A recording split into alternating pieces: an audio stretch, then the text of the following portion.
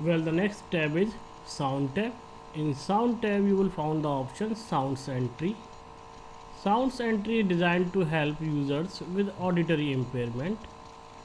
Sounds Entry generate visual warnings such as a blinking title bar or a flashing border whenever the computer generates a sound. So this option helps the people who are having hearing disabilities. It generates alternative for sounds such as a blinking title bar or a flashing border. To enable sounds entry, check sounds entry option under sound tab. Click apply and click OK. To understand how sounds entry work, click start arrow run option. So go to the run option and type something wrong in the run option. You will find that the desktop will flash for a second along with the sound error. Next, show sound option. Show sounds instruct application that convey information by sound to also provide information visually through text caption or informative icons.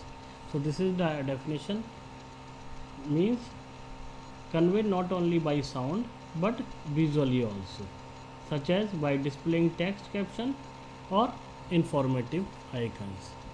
To enable show sounds, use show sounds checkbox under sound tab. Click apply, click OK. Then the display tab. In display tab you will find the option high contrast. First I read the definition. High contrast is an accessibility feature to assist people with vision impairment. You can change the size and color of font and the background for ease of viewing. So by this utility you can increase the contrast in colors to reduce eye strains by making things easier to read. To enable high contrast, check use high contrast under display tab. This is the steps to enable high contrast. Next, now cursor option. Cursor option is also an accessibility feature that assists people with vision impairment by changing the blinking rate and width of the cursor. So this utility is helpful for the people those who are having vision problem, and with the help of this option, cursor option, you can manage the blinking rate of the cursor and the width of the cursor with the help of slider. Now next tab is mouse tab. In this you found the option mouse keys. Mouse keys is an accessibility feature that assists people who have difficulty using a mouse. This option uses the keyboard as a pointing device instead of a mouse. So with the help of this option you can use keyboard as a pointing device around the screen instead of the mouse. To enable mouse key, check use mouse key option, click apply, click OK. After this you will find mouse key icon in the system tray. After enabling this option you can use number key 4 to move left, 6 to move right, 2 to move down and 8 to move up. So with the help of this option you can use keyboard instead of a mouse. Next, now general tab. This tab is used for automatically reset the accessibility feature after a particular period of time. There is other option also which give the warning message or produce a sound whenever you going to turn on or off a particular feature. So it works as a notification. Now the next topic, serial keys. First I read the definition. Serial keys is an accessibility feature that assists people that have difficulty using a keyboard or a mouse or both. They can use special devices such as zip, puff and breeze switches to provide input to the computer through serial port. So this accessibility feature help people having difficulty in using a keyboard or mouse. Instead of using keyboard or mouse, they can use special devices such as zip and puff.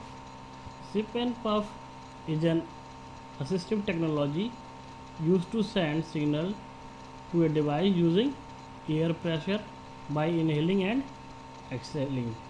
It is used for the people those who have problem in their hand. So this here we end the session. Now move to the session 2. Now session 2, networking fundamental. This session is about the computer network. A computer network is a collection of computer and other hardware components interconnected by communication channel that allows sharing of resources and information. So a computer network is a set of computers connected together for the purpose of sharing resources, that may be information or hardware also. Computer networks are designed using the following architecture. There are two types of architecture: peer-to-peer architecture and client-server architecture. First, peer-to-peer architecture. Network in which all computers have an equal status are called peer-to-peer network. So in this architecture, each node has the same capability and responsibility. I repeat, in peer-to-peer architecture, each node has the same capability and responsibility. There are no client or server computer, and all computers share their resources. In this architecture, each computer stores its own data. So this is about the peer-to-peer architecture. Now next, client-server architecture. Client-server architecture. Network in which computers have special dedicated tasks providing services to other computers are called client-server network. The computer which provides services are called server, and the one that use these services are called client. So as the name suggests, it works on a client-server model, which means the computer that requests for the services are known as client, and the computer which provides these services is known as the server. In client-server model, storage of data is centralized, that the server stores data of all the connected computers. So this is about the client-server architecture. Then types of network. Mainly there are two types of network: local area network and wide area network. So first, local area network. A local area network covers a limited geographical area, means within a single building or campus.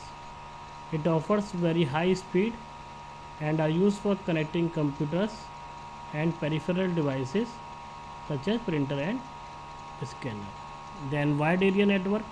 A wide area network spread across the countries, and it can be a group of LAN, and it is used by businesses, governments, non-profit organization, etc. Thank you.